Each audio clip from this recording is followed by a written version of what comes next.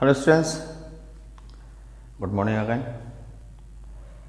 In last video we were discussing about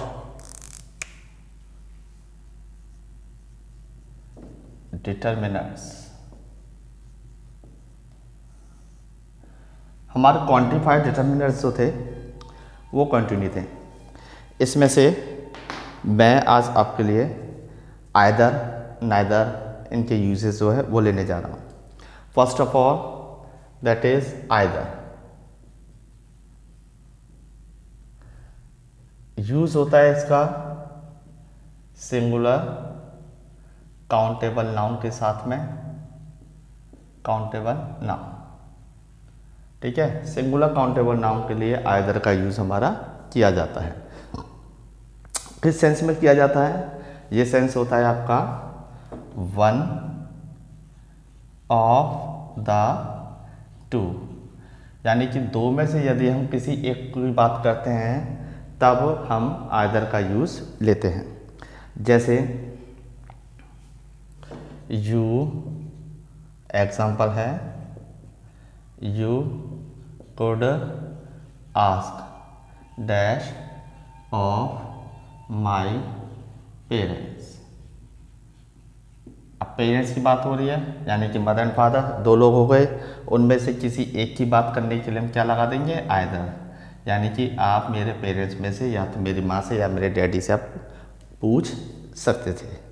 फिर अगला है एक और एग्जांपल आप लोगों के लिए कि हाउसेस हैव बीन बिल्ट, यानी कि घरों को क्या है? हाउसेस हैव बीन बिल्ट, घरों को बनाया गया है on dash sides of road, ठीक है। अब रोड की साइड्स कितनी होंगी? दो होंगी, ठीक है। तो दोनों में से किसी एक की बात करने के लिए हम क्या करेंगे? यहाँ आइदर। तो houses have been built on either sides of road, ठीक है, यानी रोड के एक साइड पर घरों को निर्मित किया गया है। इसके बाद हम जो नेक्स्ट ले रहे हैं आइदर के बाद, वो बेटो अपना आता है नाइदर, NEITHER, नाइदर, ठीक है। अब नाइदर क्या है? आइदर का नेगेटिव नाइदर हो जाता है। तो यहाँ हम यही लिखेंगे कि it is negative of either. तो ये क्या हो गया आपका? आइदर का ये नेगेटिव हो जाता है, ठीक है। और किस सेंस में यूज होता है? नॉट द वन और the other, not the one और द अदर, यानी कि दोनों में से कोई भी नहीं। अब जैसे कि दोनों में से कोई भी नहीं, एक एग्जांपल मैं नाइदर का ले लेता हूँ। बेसिकली ये आपके एग्जामिनेशन के लिए इम्पोर्टेंट है नहीं, ठीक है ना, लेकिन फिर भी हम डिटर्मिनर कर रहे हैं तो मैं इन्हें समझाना चाहूँगा। तो एक एग्जांपल ले लिया मैंने, dash of them is present here because it is of today, ठीक है। तो यहाँ देखिए इट इज़ ऑफ टुडे, क्योंकि आज ऑफ है, छुट्टी है, तो तुम में से कोई भी एक प्रेजेंट नहीं है, तो उसके लिए यहाँ क्या आ जाए? देखिए इज है, इस सिंगुलर के लिए आता है, तो इस कारण से मैं यहाँ क्या लगा दूंगा आपका? That is neither. तो ये हमारे क्या थे? आइदर और नाइदर, जो कि डिटर्मिनर के रूप में यूज होते हैं, ठीक है। अब इसके बाद जो next I am just going to take that is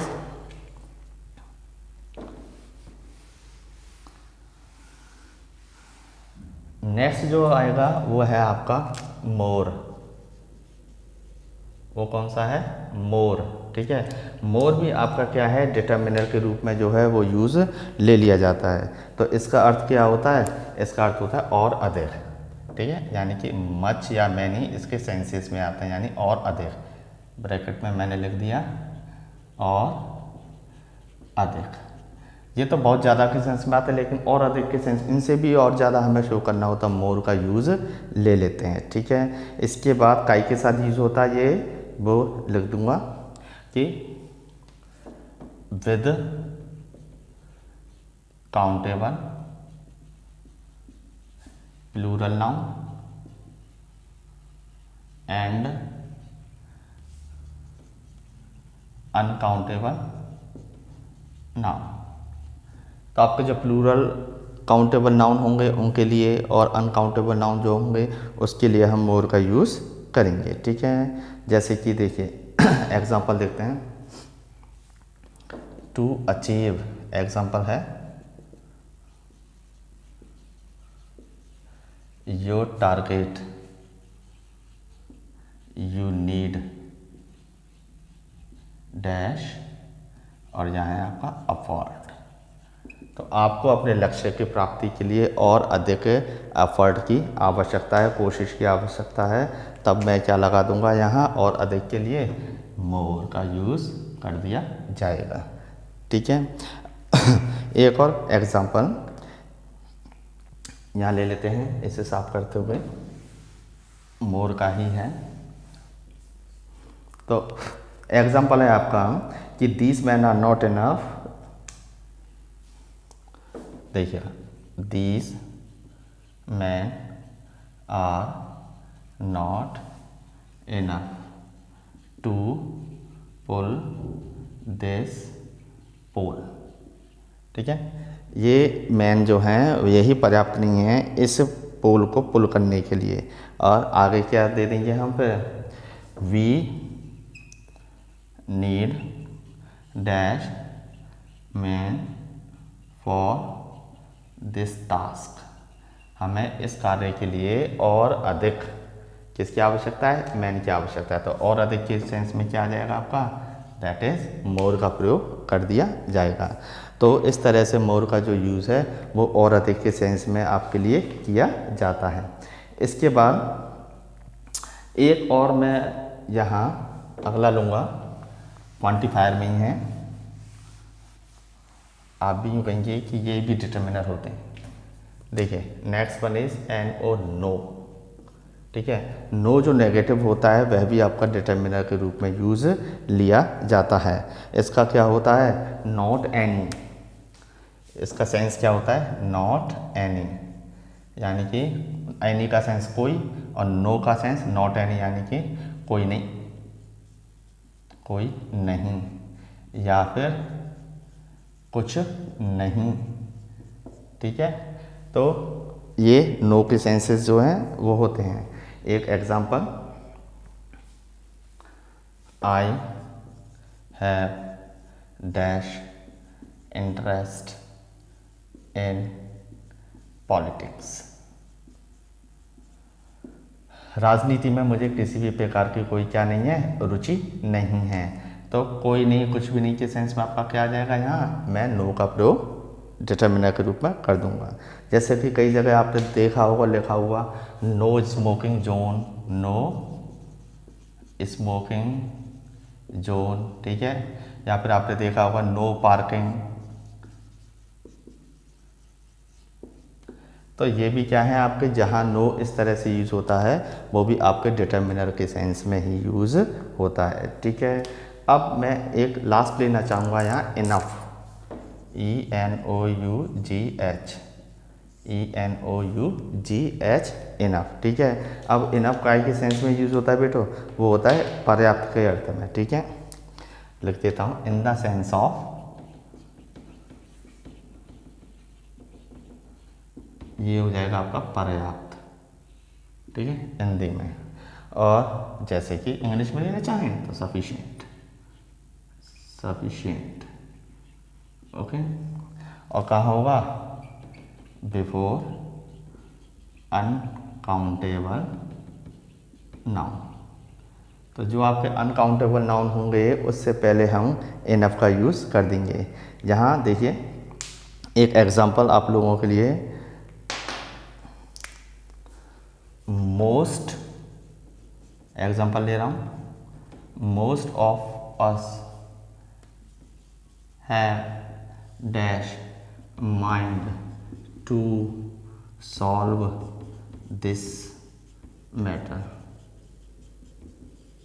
ठीक है। Most of us have dash mind to solve this matter. तो अब देखिए हम में से कई जो हैं हैव सफिशिएंट माइंड। तो सफिशिएंट के सेंस में हमारा क्या आ जाएगा, यहाँ हमारा यूज़ हो जाएगा enough mind to solve this matter. ठीक है, यानी कि हम में से कई के पास पर्याप्त रूप से क्या है, बुद्धि है, समझ है, वो भी इस मैटर को शॉर्ट आउट करने के लिए, इस मैटर को समझने के लिए। ठीक है, अब देखिए कई बार क्या होता है कि एडजेक्टिव होते हैं ना, उसके बाद भी हम इनफ का यूज़ लेते हैं। जैसे लिख देते हैं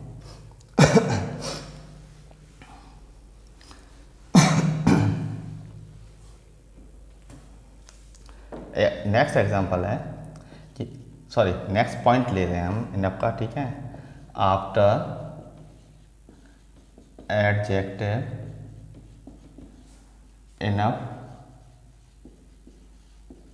इज यूज्ड। ठीक है, एडजेक्टिव के बाद में भी आपका किसका यूज़ हो जाता है, वो भी इनफ का यूज़ कर दिया जाता है। जैसे एक एग्जांपल, शी इज, फिर से एग्जांपल है, strong dash to win this match. ठीक है, तो यहाँ दिया she is strong dash to win this match, यानी कि वो पर्याप्त रूप से क्या है आपकी, वो पर्याप्त रूप से स्ट्रॉन्ग है। तो स्ट्रॉन्ग के बाद आपका क्या आ जाएगा, यहाँ हम यूज़ ले लेंगे ENOUGH, इनफ का यूज़ ले लेंगे। तो she is strong enough to win this match. ठीक है, तो ये आपका इनफ का था, और यही आपके क्या हैं, सारे के सारे क्वांटिफायर डिटर्मिनर हैं। इसके बाद हम न्यूमेरल आपके बहुत सिंपल रह गए हैं, वो है न्यूमेरल। जैसे कि न्यूमेरल जहाँ नंबर आ जाए वही न्यूमेरल है। नेक्स्ट इज, आप नोटबुक में साथ साथ सारे के सारे राइट इट डाउन करते जाइए, आप सारी चीज़ों को लिखते जाइए। राइट डाउन करने के बाद आप उन्हें अंडरस्टैंड करने की भी कोशिश करें, साथ में समझने की भी कोशिश करें। यहाँ है नेक्स्ट आपका न्यूमरल्स, NUMERALS, जिसे कि हम संख्या वाचक का नाम दे देते हैं। यानी इसमें क्या आ जाता है, आपका नंबर्स आते हैं। ठीक है, और नंबर का से पहले आएंगे, काउंटेबल नाउन से पहले आएंगे। तो हम क्या लिखेंगे, पहला point, before countable nouns to show its number. ठीक है, काउंटेबल नाउन से पहले उसके नंबर को हम शो करने के लिए इनका यूज़ कर देते हैं। ठीक है, एग्जाम्पल देखते हैं। Sohan is blind of dash I. ठीक है, सोहन जो है is blind of dash I.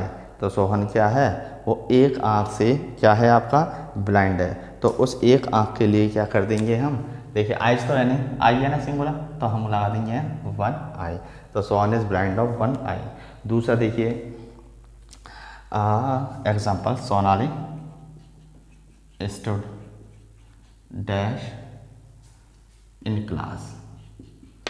अब यहाँ सोनाली की रैंक की बात हो रही है, फर्स्ट लगाए, सेकंड लगाए, थर्ड लगाए। ठीक है, वो आपकी क्या है, रैंक को डिनोट करेगी, वो रैंक को दर्शाएगी कि सोनाली की क्लास में कौन सी रैंक आई है। तो सोनाली स्टूड मैंने कर दिया यहाँ FIRST, फर्स्ट इन क्लास, यानी सोनाली जो है कक्षा में प्रथम आई। तो फर्स्ट वन ये जो यूज़ हो रहे हैं ये आपके क्या हैं, ये न्यूमरल होते हैं। ठीक है, इसके बाद हम बात करेंगे इंट्रोगेटिव की। ये आपके यहाँ न्यूमरल खत्म होते हैं।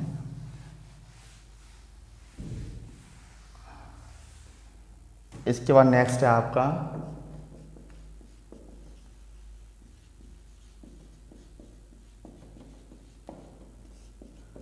Interrogative determiners. ठीक है, इंट्रोगेटिव डिटर्मिनर जो होते हैं इनका जो यूज़ किया जाता है वो किया जाता है टू आस्क अ क्वेश्चन।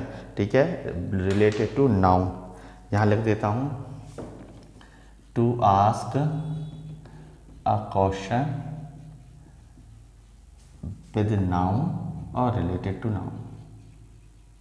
ठीक है, यहाँ आपका क्या है कि ये जो इंट्रोगेटिव होते हैं तो WH वर्ड होंगे। ये WH वर्ड आपके जो हैं अपने साथ एक नाउन को जरूर लिए हुए होंगे, ये आप याद रखें, ठीक है।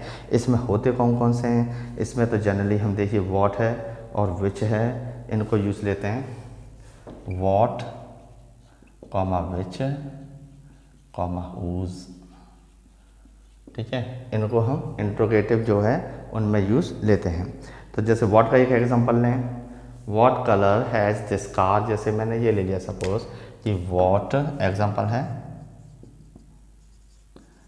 What colour has this car.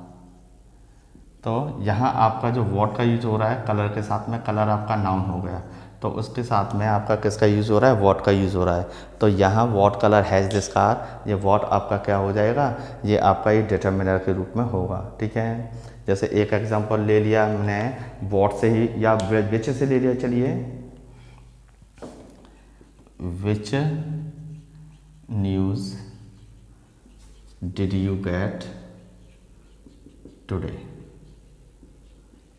अब यहाँ विच है, न्यूज़ आपका क्या हो गया, फिर से नाउन हो गया, और इससे पहले क्या आ रहा है, विच आ रहा है। Which news did you get today, यानी कि आज आपको कौन सी खबर जो है वो प्राप्त हुई।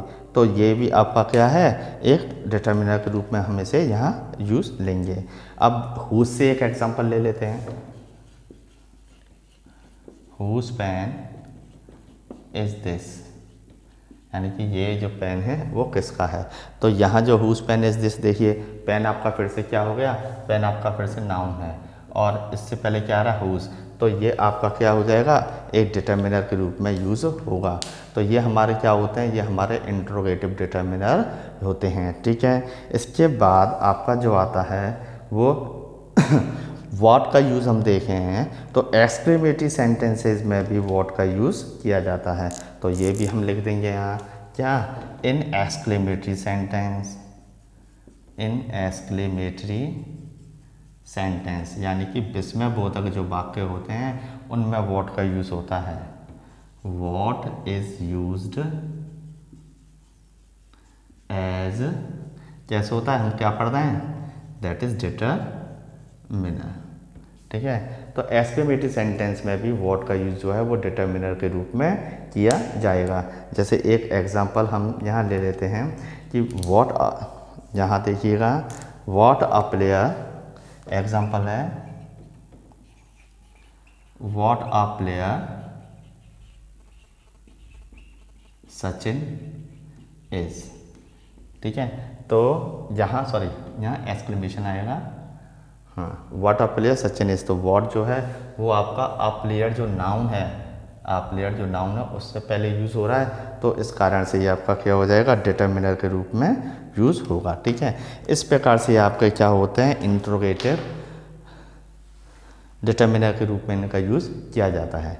अब हम नेक्स्ट जो बात करेंगे जो कि लास्ट है आपके, इनके बारे में लिखेंगे नहीं, मैं इनके बारे में कुछ आपको समझा दूंगा बस, क्योंकि ये आप प्रोनाउन टेबल में भी इनको यूज़ लेते हैं, नरेशन में आप जब करते हैं तो प्रोनाउन टेबल में इनको यूज़ लिया जाता है, और इन्हें हम बोलते हैं, क्या बोलते हैं, जस्ट वेट, इन्हें बोलते हैं पजेसिव, ठीक है। तो इन्हें क्या बोला जाता है, पजेसिव।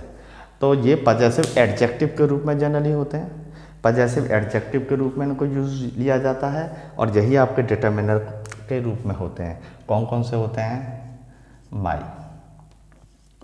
Our, your,